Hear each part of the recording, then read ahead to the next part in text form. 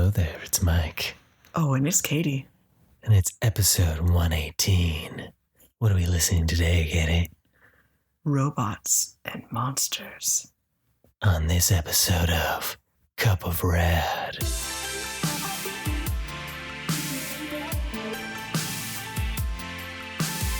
Hi, everyone. Hello. Oh, he's not done being sensual. How's it going? Hey. Yeah, so fair warning. Just reading our room at the moment is going to be a weird episode. Now you set it up. Now it's set up. Assuming we have normal episodes. There is that. Assuming. See, I told you. Alrighty then. Hey. What are you doing right now? Saying alrighty then. Okay. Probably. Yeah. Ooh. Wow. That's fantastic. So good to hear. That's amazing. Oh, too bad. But you know what? It gets better. All right. Hopefully you filled in those blanks. If you didn't, rewind it and do it again. We're here for you. So what's going on? What's been going on? Hey, Mezco had their toy fair. Oh yeah, every day it's been new exciting things. It's been like 3 days of toy fair news. They in other words, it's the what licenses did Hasbro give out? That's the other way you could say what Mezco. Yeah, right. Lately, Hasbro's been basically just saying like, well, we don't make toys anymore. You get a license. You get a license. Because, you know, we were recently treated to Super 7 saying that they were going to be making Mighty Morphin Power Rangers, Reaction, and Ultimate figures, starting with the Green Ranger. We haven't seen images of that yet. But this last weekend here, Mezco said, guess what, guys? We got the Power Rangers too, and we're going to start with the Green Ranger for our 112 line. Yeah. And that'll be cool because of the cloth aspect. Yeah, for sure. So I'm excited for that. Totally excited for that. I'm curious to see what it's all going to come with and then what accessories and all that.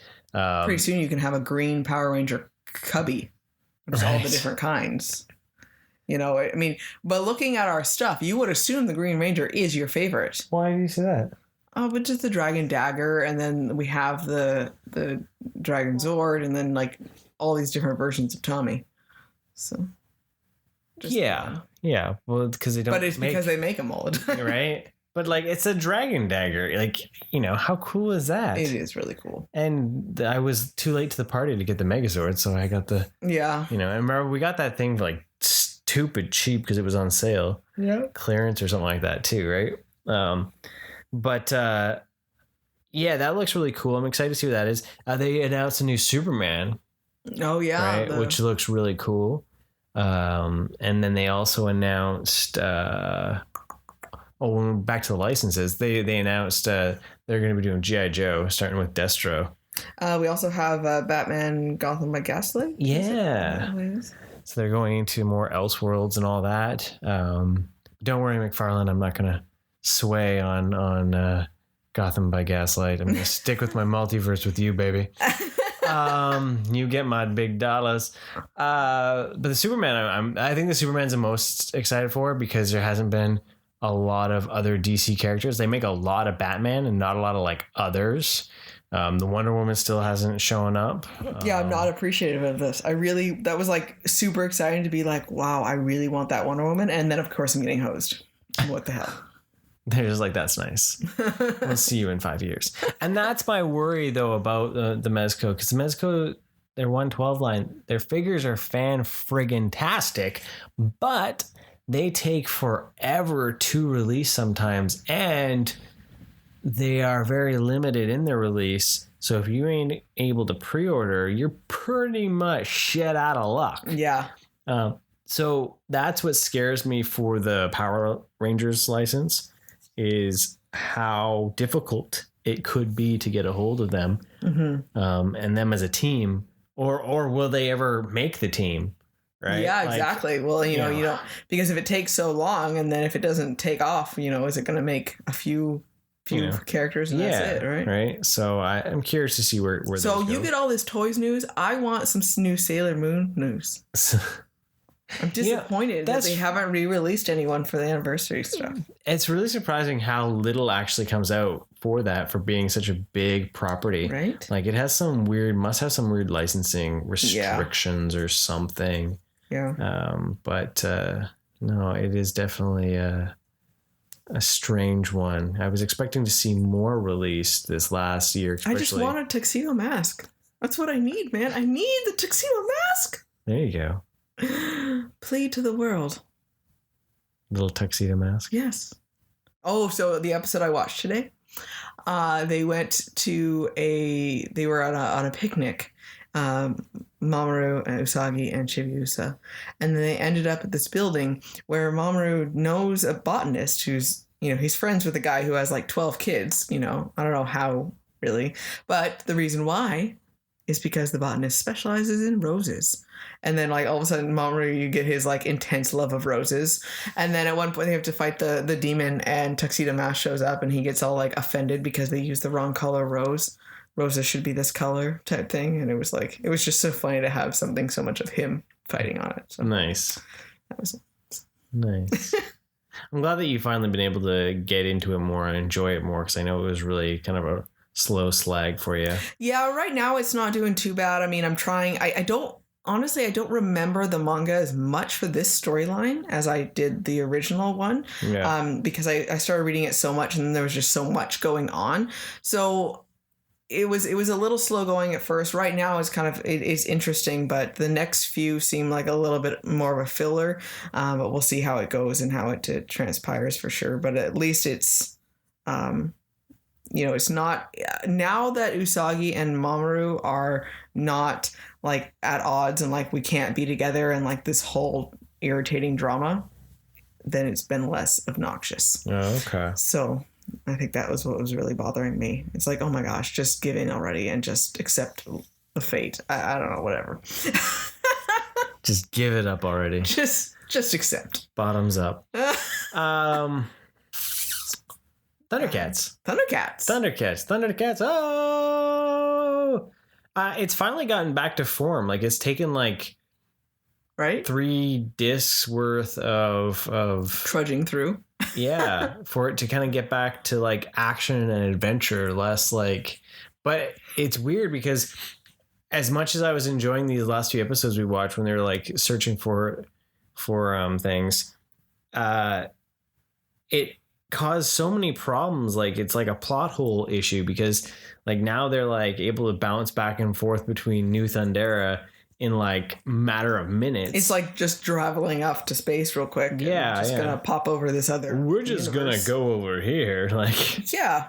But now they've been searching for all the relics and all that, and it's been kind of interesting. Like it's gotten exciting again. Mm-hmm. We're in the final like 30 episodes, I think, which is pretty wild for that.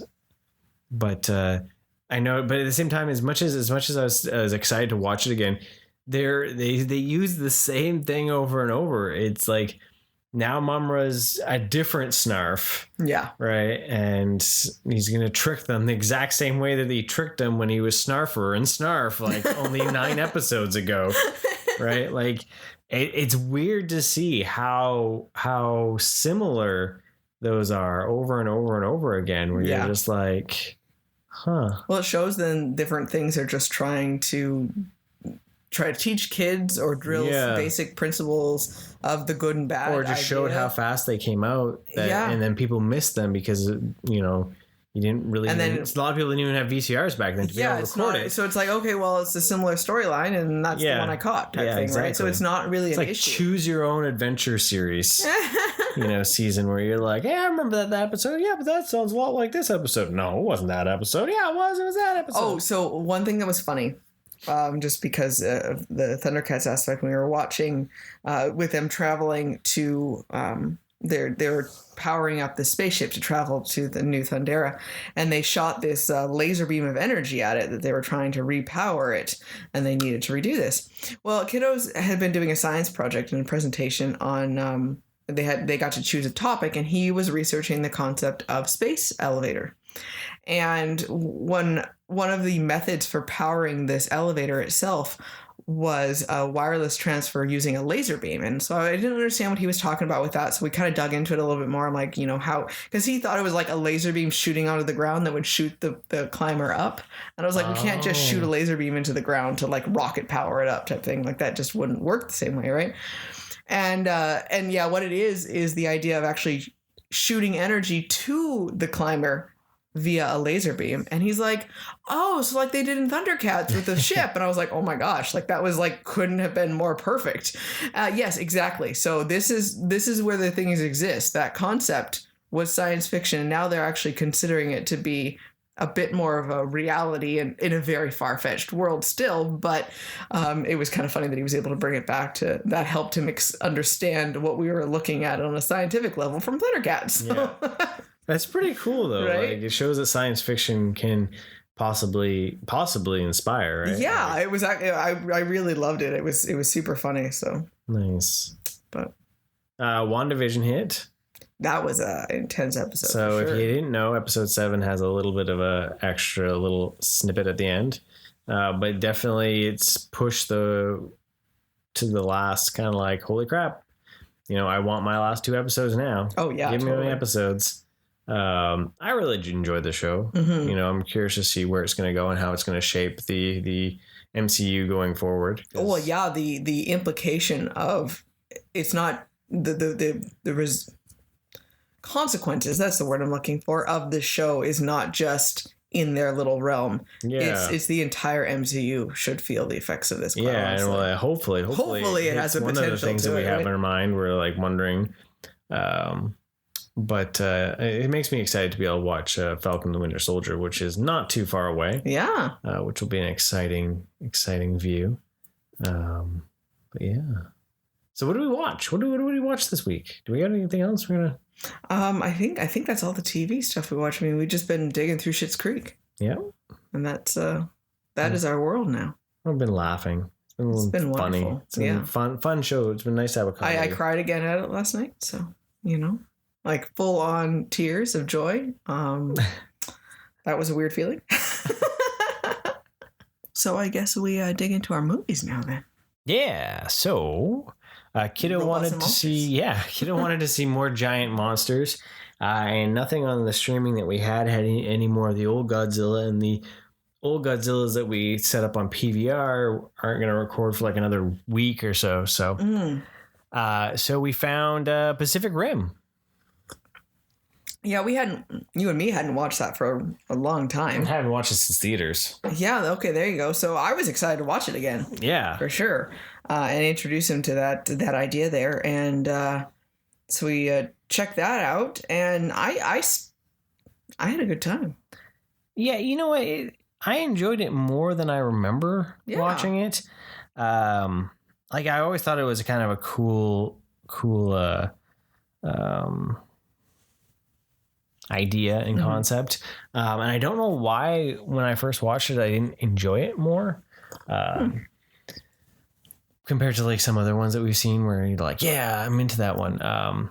But especially because I love Del Toro, right? So I thought it was funny because as we're watching it, I kept seeing bits and pieces of his style. And I was like, oh, that's weird. It reminds me of Del Toro. Like, especially for the Russian robot and the fighters from that. And I was like, this is so weird. And then at the end, directed by Del Toro. Oh, that's why. I totally forgot. That's why his style was there. So that was cool that it actually did show through. Yeah, right? There's so much style in the movie. So that's the thing that's really kind of cool about it. I was talking to Theo about it, and he was saying that, always with Charlie Hunnam, he always reminds him of Sons of Anarchy, right? Oh, okay.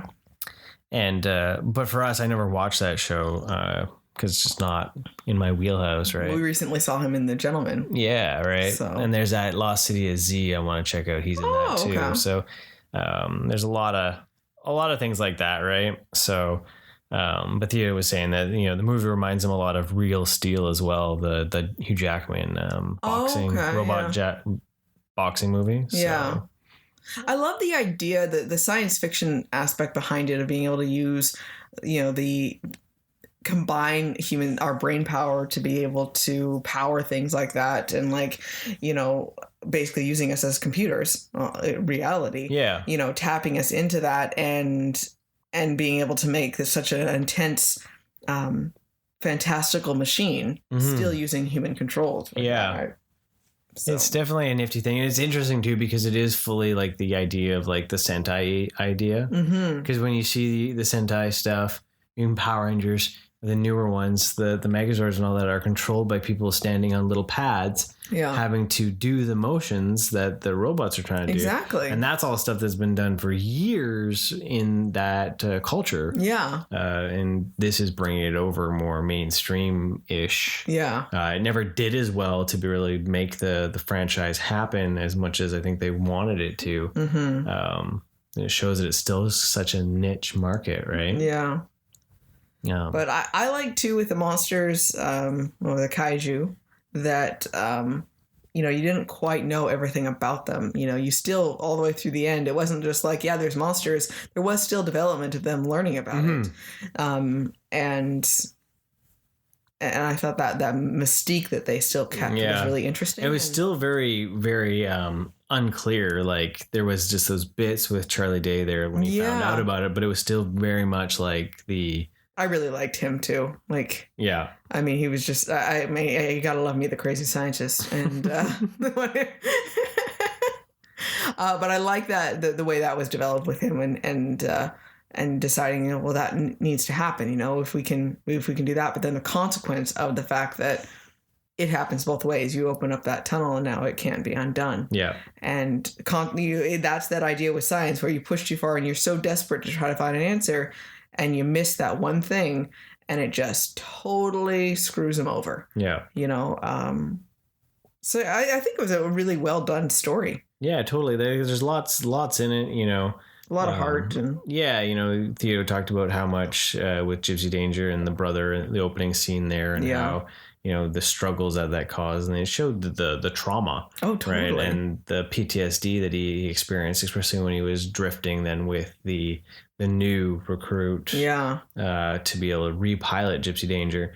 But like I watched this, and you know, I was like, this movie really shows where the 2017 Power Rangers misstepped when it came to having a Megazord battle. Totally. Because I was watching this and I was like, you know what? This is what people want to see when it comes to... This is what I want to see when it comes to seeing the Megazord fight one of Rita's monsters. You know? Yeah, there's no reason why it and you want it to be as long as this was. Like, you want to... You know, I want a 2-hour, you know, monster battle. Yeah. Like, I don't want you know... Well, you want the 30 seconds that we got. There's no reason why they can't have the Megazord, the Zords, and then transfer into the Megazords and everything like that, right? So yeah, so I bring it all back to Power Rangers. Yeah. But that's you know, it'd be awesome to see that kind of thing, like, you know, because it shows that it can be done, especially with the technology, which is super nice. But I know Kiddo really liked it. He got a kick out of it. You know, he was having a lot of fun with the giant monsters and how different they were. And then when the sword came out, that was immediately I was like, oh my gosh, this is like Power Rangers, right? And that's when Kiddo was just like, why hadn't they done this in the Power Ranger movie, right? Yep. Like that's those moments, you know. And then of course it has its fantastic, you know, canceling the apocalypse speech by Idris Elba. Oh yeah. I just wanted to say this is our Independence Day. Right. It's up there with those kind of speeches, right? Oh, yeah. We're canceling the apocalypse. Yep. Right. So, yeah, it's a good flick. Like, it's a good popcorn movie that I think... I love that they wanted to build a wall to stop these monsters and how quickly that crumbled. Yep. It's like, really, you really think that something like that is, you could possibly build a wall enough? Right. Like, that's the idea of how it's a symbolism for human nature trying to just put a bandage on something rather than trying to figure out how to stop the cause of it, you know, and that's never gonna work. It spurs the economy, right? Yeah. They're like, oh, look, we're just going to build a wall, and gives people to do and something to do and keeps them focused and busy and hopeful. Like they're helping, right? Yeah. It makes them think they're helping. Yep. Well, and then it's how quickly all of the workers were like, why are we doing this? Mm-hmm. Because as soon as it's proven wrong, then they have no reason for it anymore, right? So yeah, no, totally. But, Do you have any favorite moments in the flick? Favorite moments? I like when Gypsy Danger gets its first run out and successful run, and that just is. It goes up against the 2 kaiju, or is it 2 or 3? No, that was 2 at the time, right? Looking at me like I'm crazy. I'm just explain the scene more because. Well, when they first go out and successfully actually get out into the field. Oh yeah. The second time around there, and then that how well they are able to fight. Yes. And it's just that exciting, like, oh wow, it worked, and they got their shit together type thing. So, I really like that scene. Yeah. So.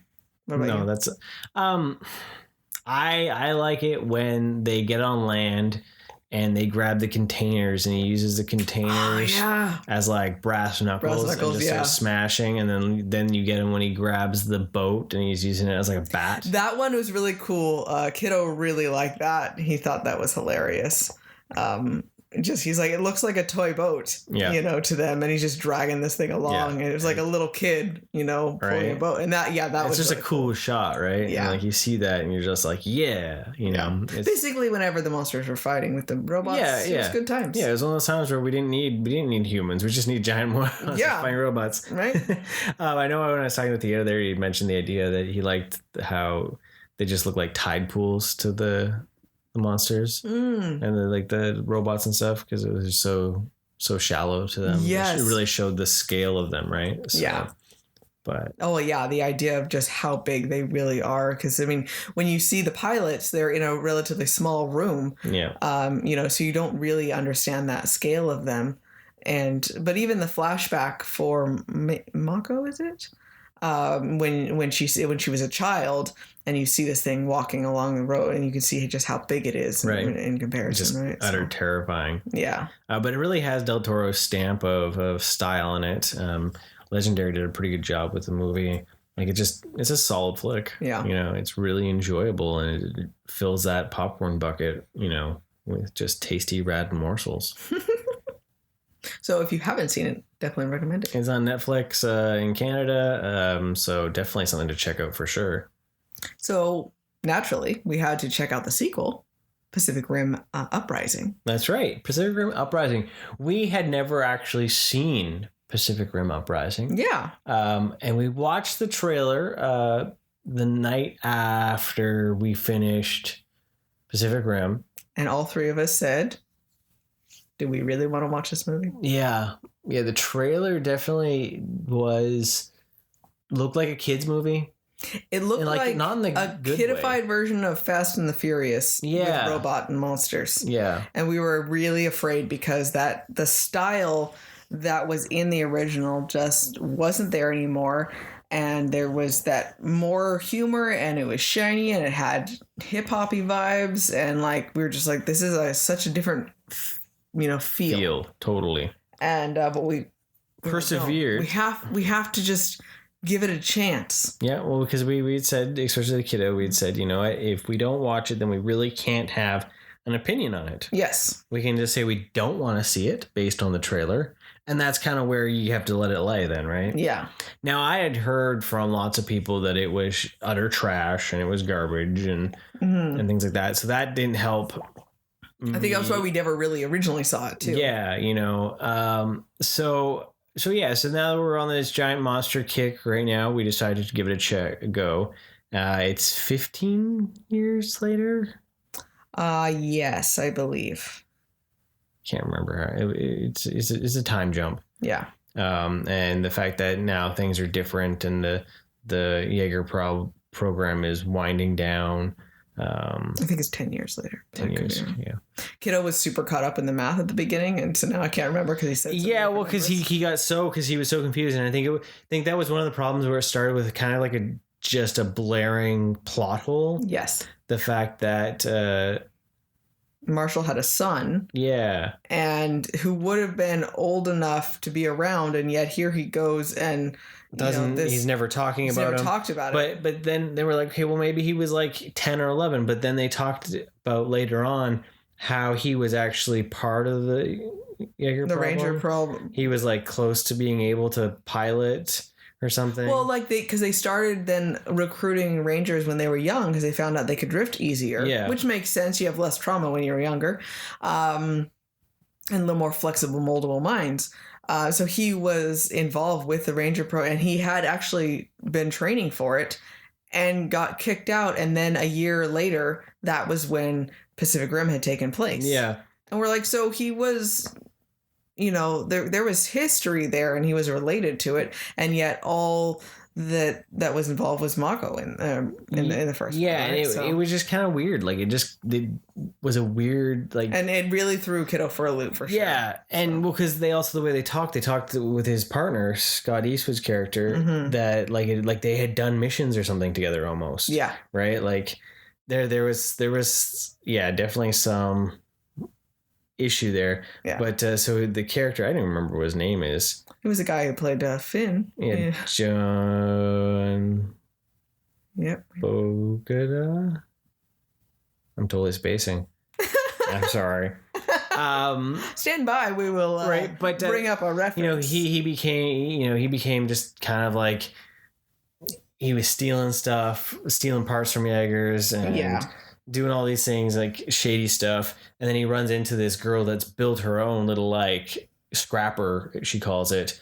So she's like this child prodigy mechanic / Jaeger controller, right? She kept reminding me of like a young Jennifer Lawrence in Hunger Games. Yeah. So that like it kind of started off with John Boyega. Yeah, there he plays Jake Pentecost. Okay. And it just kind of like it started out not the best. Yeah. And it had a lot of humor. It was like bright and shiny. And I was kind of like, oh crap, like maybe we are in for a bit of a shit show, right? You're right. And then basically once his her stepsister or adopted sister, she dies, and you're like, I know this is going to change him. This is going to change the character. This is the turning point of everything. Yeah. And then the movie, actually, I was starting to enjoy the movie from that point. Yeah. Because it totally switches gears from being super corny to like back to like giant monsters fighting things, like because it starts off an inspiring idea, the ingenuity of humans and the coming together and the solving the problems and the mystery of it. Yeah, because you end up also too having like they have to go. They rebuilt Gypsy Danger, and now they're fighting against another Jaeger that showed up that has chainsaw hands, flaming laser chainsaw things, which is pretty cool. But then they find out that there was actually a kaiju in it, brain. It was just piloted by a secondary kaiju brain. Yeah. So that kind of sets things off, like what's going on. It's like Turtles. Yeah, like a little Krang, right? Right.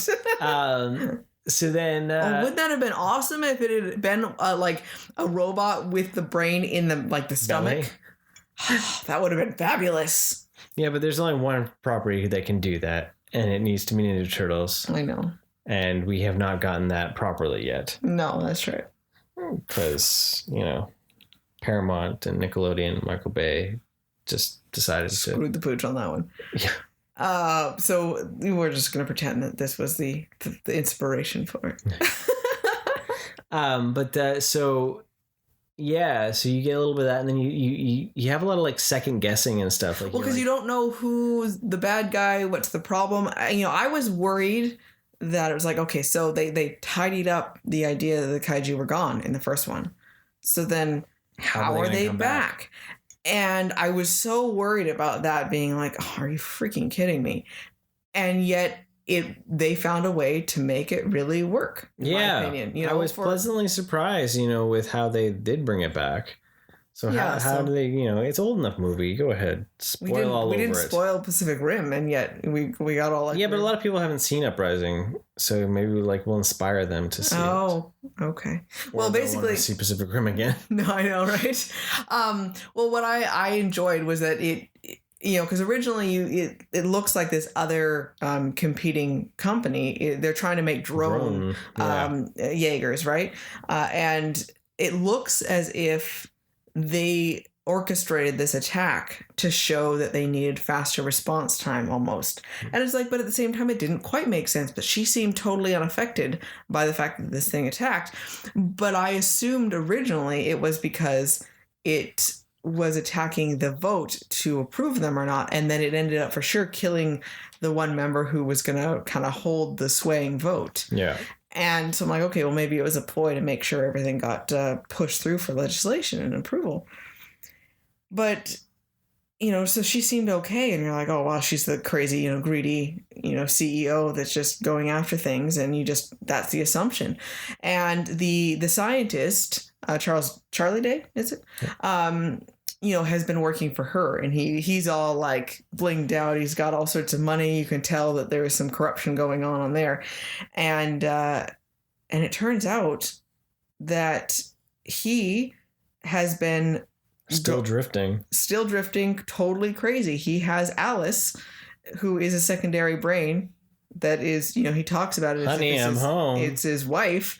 And yeah, he sits there and he drifts with the kaiju brain, and he has completely gone off his rocker. Yeah. And he's basically channeling the aliens that are creating the kaiju.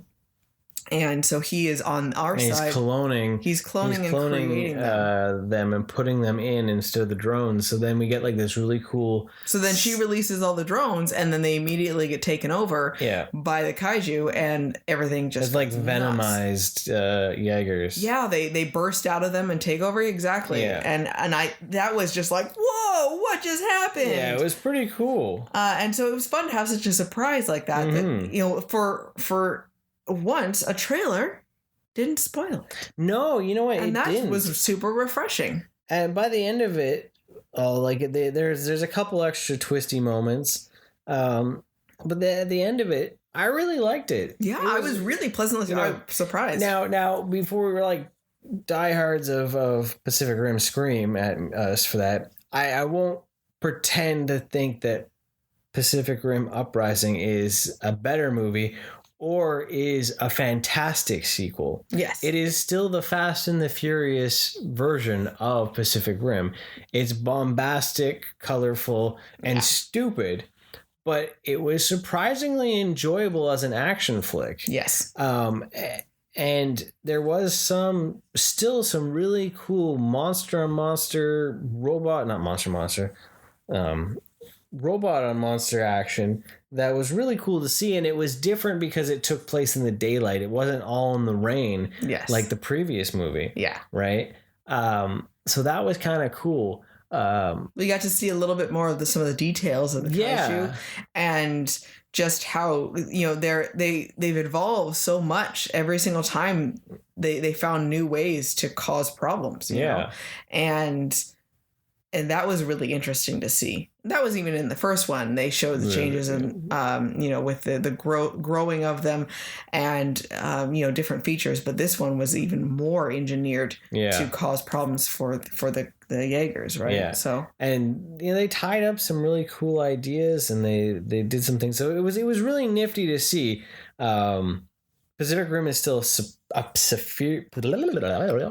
superior film by far in its production and its quality and its heart. Cinema, the feel of the movie is. You wonder if any of these ideas were Del Toro's or if they were just purely Legendary's writer's room that came up with it, or what it would have like if he had come back for a sequel. What would it have been like, right? Yeah, but. Because we know he likes to expand his lore, especially with Hellboy and how the Golden Army went. Like, true.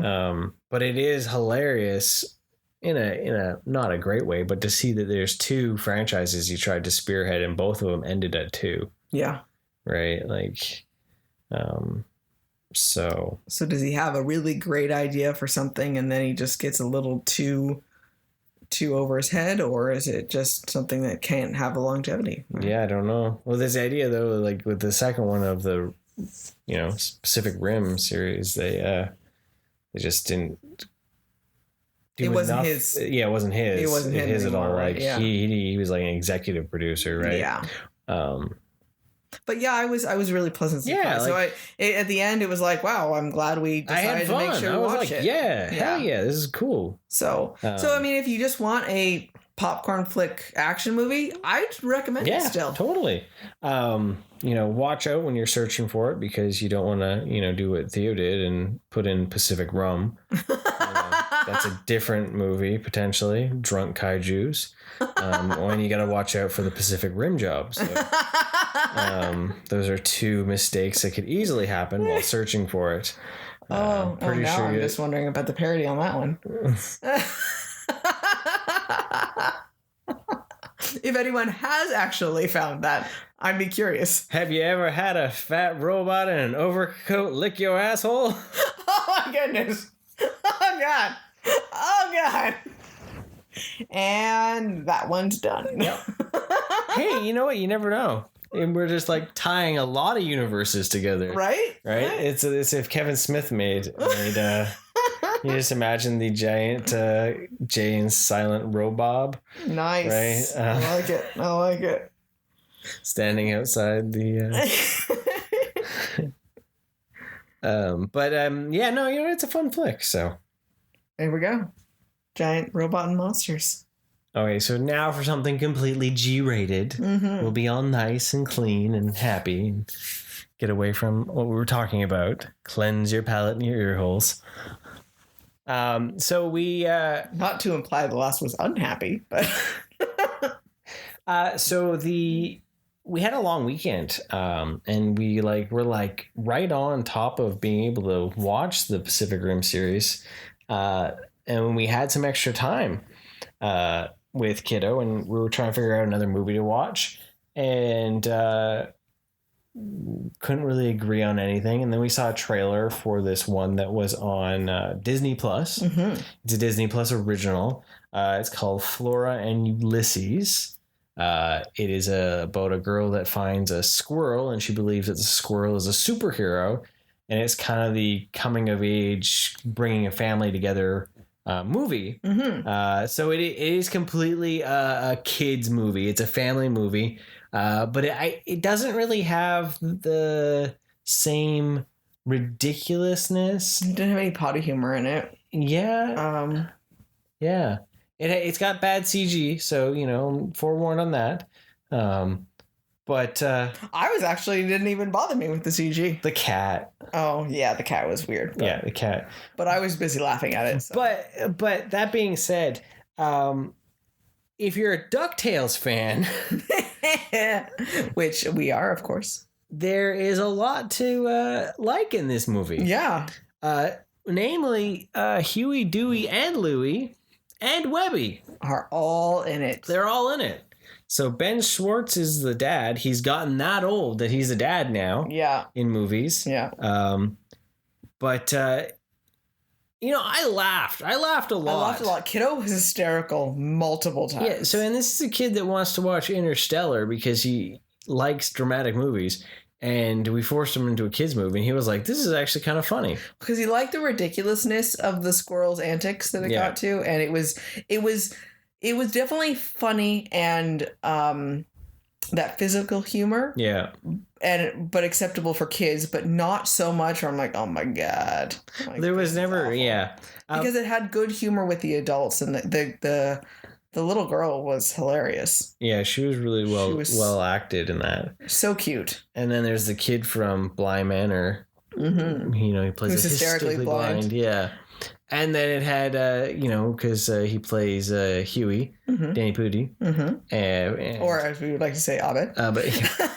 So we had our little community fix in there, and he goes full, Abed doing Nicolas Cage in a few moments in it. So, it was... He's a park... is it a park? No, a park ranger. He's an animal control who has a real hate on for squirrels. Yeah.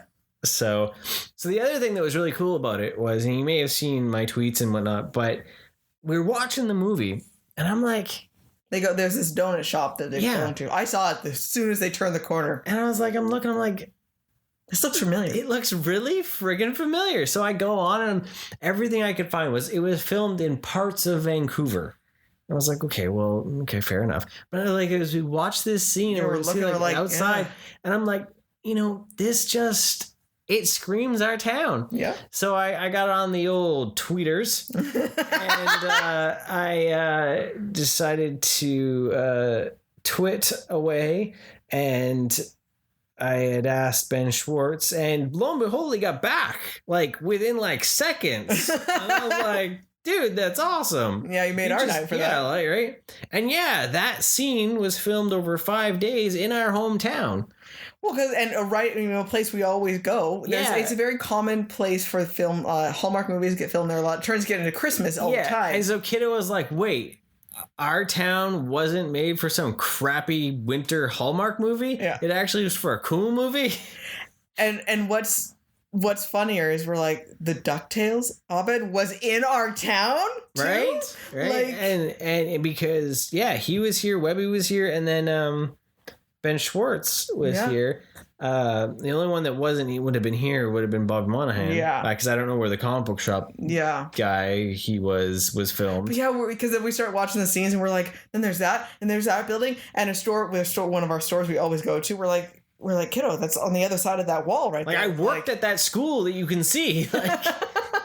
Like it's so it was super fun because we never actually care about any of the movies that get filmed here. Yeah, right. Because they're always the Hallmark Christmas movies because it's a small town America. That's right.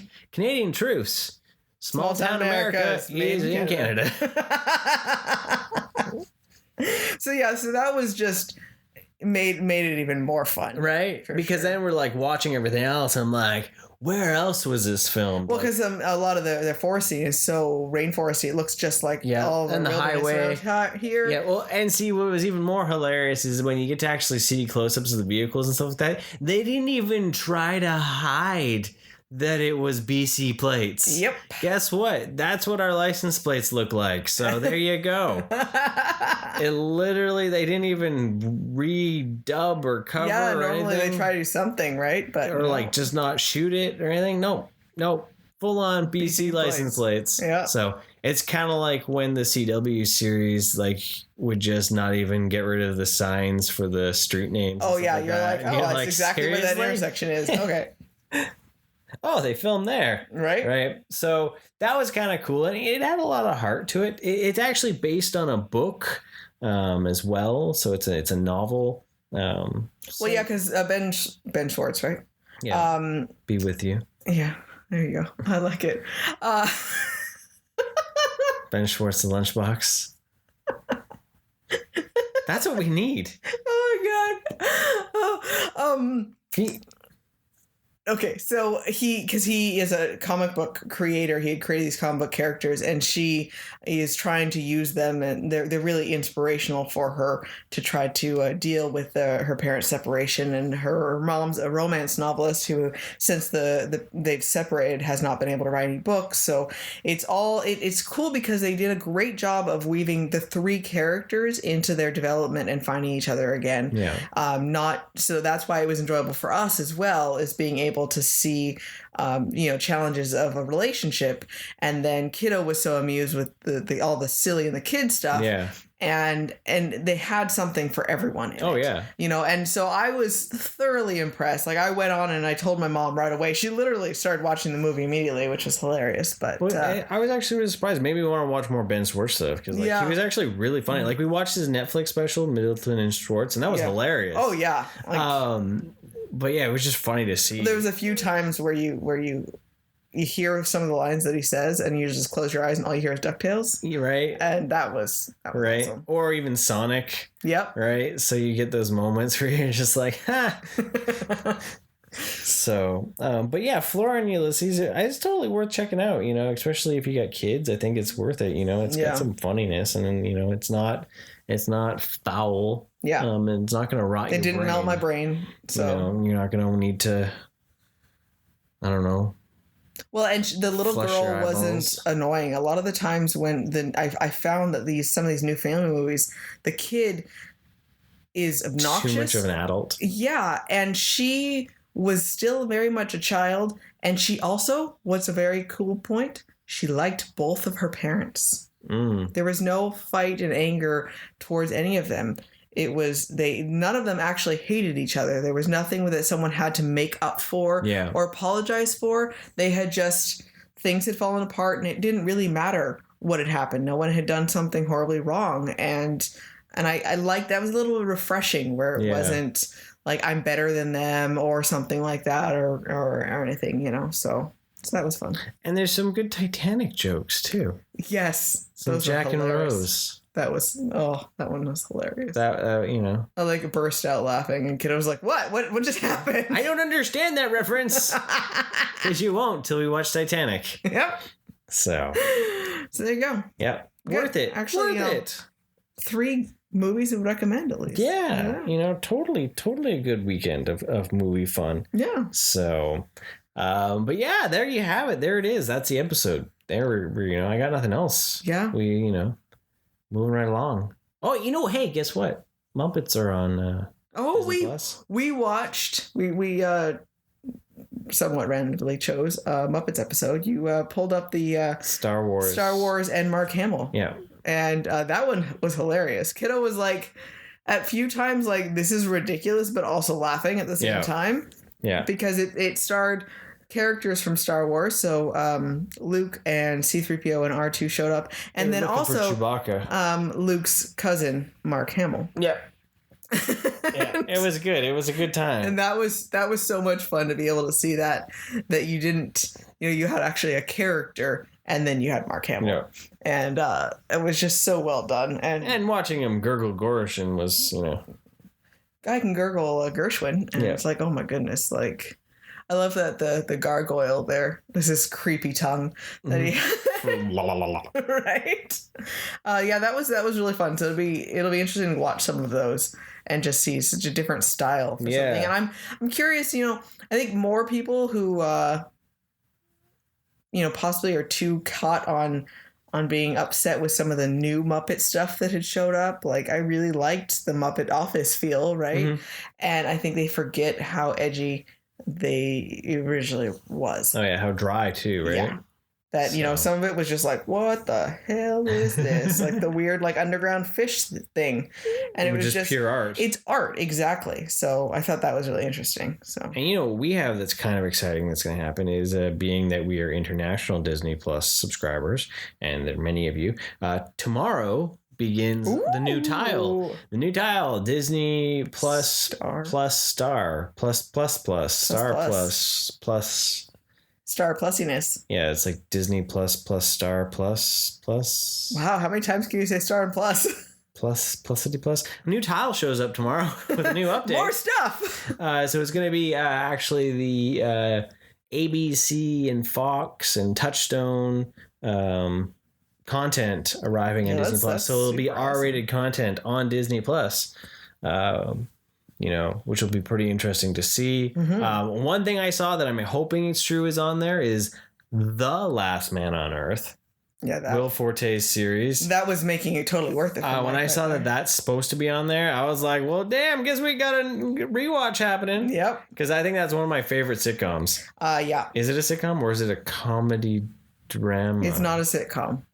See, I don't like sitcoms. You know what I'm saying? You know, all the ones I like are not actual, like, single cam. We don't like those. The only one that I would say that I liked for a sitcom was Friends. Everything else is drama or well, it's like a multi-camera comedy thing, right? Like, but yeah, Last Man on Earth. I'm excited to see if it's actually on there tomorrow when that updates. Yeah, because that'll be very exciting. Because I remember we were gonna watch something, and I was like, we need to watch that episode of Last Man on Earth, and I couldn't find it anywhere, right? Mm-hmm. So there'll be a lot of Hulu content will show up here too as well, right? Very cool. It'll be fun to see. So you never know what maybe next episode can be inspired by something we find on there. Some Star Plus, Disney Plus, Star Plus, Tile Plus. Say plus a whole bunch. You start getting into some questionable words. Yeah. And we're gonna stop him right now while we're ahead. And we're going to go dig back into Schitt's Creek. That's right. We're going to go back. I want to try to finish the series because I want to know why season 6 got so many awards. Yeah, and Golden Globes are next weekend, and we also have a documentary that is on our Netflix that is going away at the end of the month, and we can't watch it. At first, I thought it was Schitt's Creek was going away, and I was like, no, right? So we have to unfortunately binge this last season a little. Oh no! Oh no! But there's some good old Canadian content for you. Yeah. So if you're looking for some Canadian content, check your Netflix or other streaming to see if Schitt's Creek is available. Yeah. Not a sitcom. No. But it's a great show. It's a great show, and it's good to see this good old CBC getting some recognition, because I think that's pretty wild to see the Golden Globes where you've got like Netflix and HBO and your CBC original. Hulu, what? Up for best comedy or musical TV show, and then there's CBC. Yeah. What really came out of the CBC that has gotten that recognition besides Hockey Night in Canada? Yeah.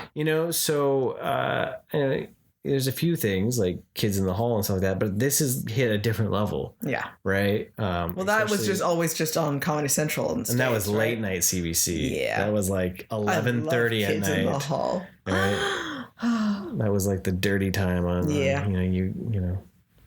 But, so who knows what's going to happening, I know we got our DC Expanded Universe rewatch we got happening. Some new movies in March there, so it'll be exciting. Yeah, lots of fun stuff for you. So you know what? Stay rad.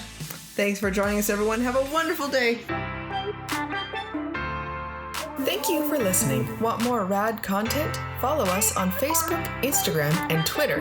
And don't forget to subscribe, rate us, and leave us a review. And remember, be excellent to each other and party on, dudes!